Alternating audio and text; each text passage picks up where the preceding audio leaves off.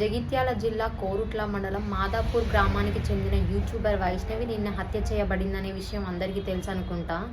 4 నెలల గర్భవతి అయిన వైష్ణవిని తన భర్త హరిబాబు నిన్న కత్తితో పొడిచి చంపేసి పారిపోయినాడు.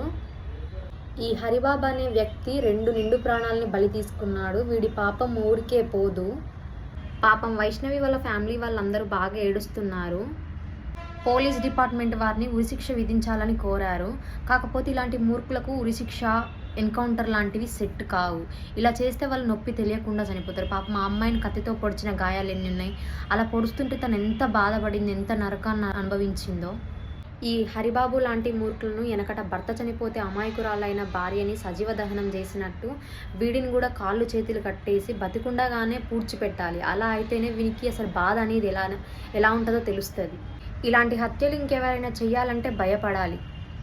ఇలా చేయడం వల్ల అందరిలో మార్పు అనేది వస్తుంది, భయం కూడా ఉంటుంది అనేది నా ఒపీనియన్. మరి మీరేమనుకుంటున్నారో కామెంట్ చేసి చెప్పండి.